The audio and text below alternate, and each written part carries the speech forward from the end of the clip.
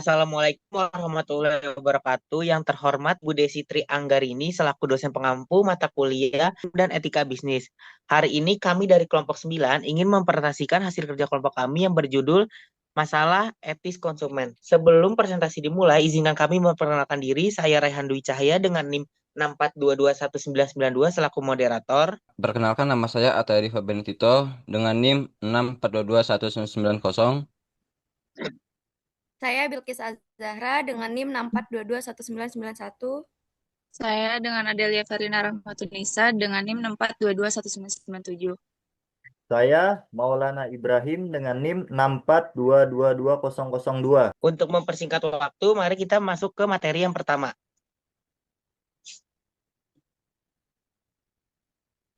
Materi yang pertama, pengertian dan dasar hukum perlindungan konsumen. Latar belakang diperlukannya suatu konsepsi hukum mengenai perlindungan konsumen adalah dikarenakan konsumen adalah golongan yang paling rentan dieksploitasi oleh pelaku usaha. Adapun tentang perlindungan konsumen, ini diatur oleh seperangkat aturan hukum di bidang perlindungan konsumen, yaitu Undang-Undang Nomor 8 Tahun 1999 Pasal 2 Undang-Undang Perlindungan Konsumen menyebutkan bahwa perlindungan konsumen berasaskan manfaat, keadilan, keseimbangan, keamanan, dan keselamatan konsumen, serta kepastian hukum. Next. Selanjutnya ada hak dan kewajiban konsumen dan pelaku usaha. Dalam hubungan antara konsumen dan pelaku usaha, terdapat hak dan kewajiban yang harus dipahami dan dijalankan oleh kedua belah pihak agar transaksi berjalan adil, aman, dan sesuai dengan peraturan perundang-undangan yang berlaku. Yang pertama ada kewajiban memberikan informasi yang benar dan lengkap, kedua kualitas dan keamanan produk, ketiga larangan penipuan dan manipulasi label, empat ketaatan pada aturan dan perlindungan konsumen. Berikutnya adalah perbuatan yang dilarang bagi pelaku usaha. Perbuatan yang dilarang bagi pelaku usaha diatur dalam Undang-Undang Nomor 8 Tahun 1999 tentang perlindungan konsumen. Pelaku usaha dilarang melakukan tindakan yang merugikan konsumen seperti yang pertama, menjual barang atau jasa yang tidak sesuai standar. Yang kedua, memberikan informasi atau iklan yang menyesatkan. Yang ketiga, menipu konsumen dalam transaksi. Yang keempat, menjual barang berbahaya atau cacat. Yang kelima, memaksa konsumen membeli produk. Yang keenam atau yang terakhir, mencantumkan aturan sepihak yang merugikan konsumen. Larangan tersebut bertujuan untuk melindungi hak konsumen serta menciptakan kegiatan usaha yang jujur dan adil.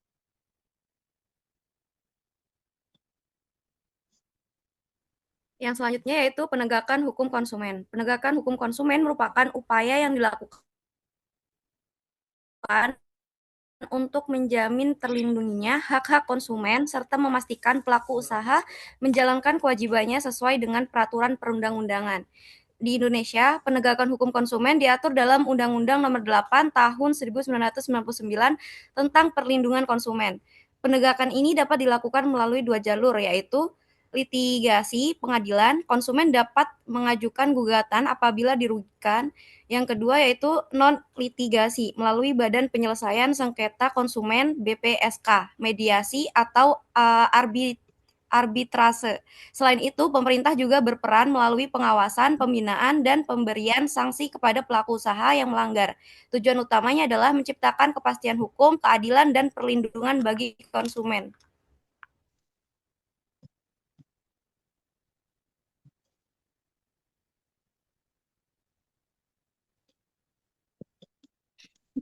Perhatian untuk konsumen. Perhatian untuk konsumen merupakan bentuk kepedulian pelaku usaha terhadap hak, keamanan, kenyamanan, serta kepuasan konsumen dalam menegakkan dan menggunakan barang atau jasa. Dalam etika bisnis, konsumen tidak hanya dianggap sebagai pembeli, tetapi juga sebagai pihak yang dihargai dan dilindungi hak-haknya. Menurut John F. Kennedy pada tahun 1962 terdapat 4 hak yang dapat dimiliki oleh setiap konsumen. Yang pertama, hak untuk mendapatkan keamanan dalam menggunakan produk atau jasa atau the right to safety.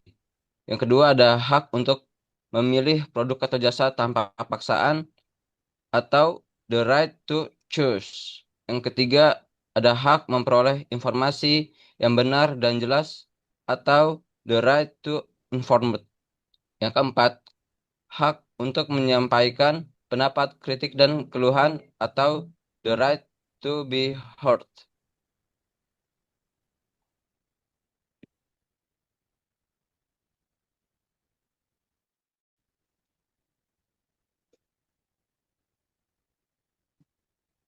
Selanjutnya yaitu ada tanggung jawab bisnis untuk menyediakan produk yang aman.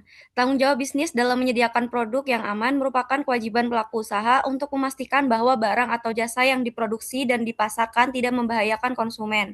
Hal ini mencakup aspek kualitas, keamanan, kelayakan, serta informasi yang jelas mengenai produk.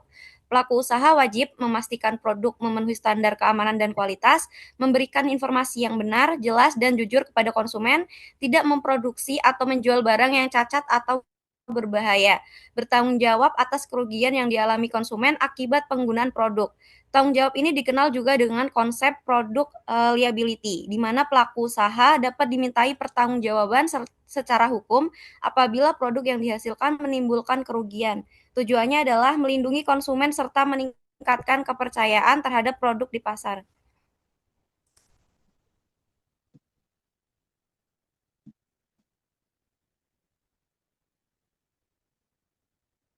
Selanjutnya ada tanggung jawab bisnis lain. Yang pertama ada kualitas produk. Produsen wajib memastikan kualitas produk sampai seminimal mungkin resiko yang merugikan konsumen. Kedua, harga. Harga harus adil dan wajar. Tidak boleh terjadi penipuan, ketidaktahuan, penyalahgunaan, atau manipulasi emosi. Yang ketiga ada pengemasan dan label produk. Harus dikemas dengan benar dan dilengkapi dengan label yang jelas, lengkap, dan sesuai standar. Keempat, ada tanggung jawab moral pelaku usaha. Selain kualitas dan harga, pelaku usaha wajib memperhatikan tanggung jawab moral terhadap konsumen, termasuk keamanan, informasi yang jelas, dan perlindungan hak konsumen.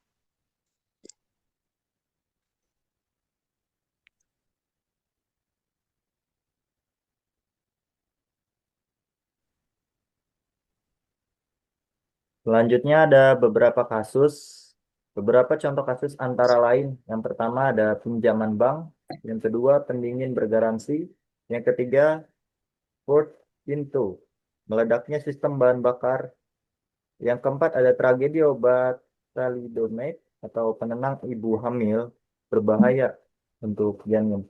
Yang kelima pembalut wanita merek Riley dari Procter dan Gamble, racun toxic shock syndrome. Yang keenam ada obat kapsul Tylenol tercemar cyanida. Dan yang ketujuh ada ban mobil Firestone 500 standar uji 4 bulan.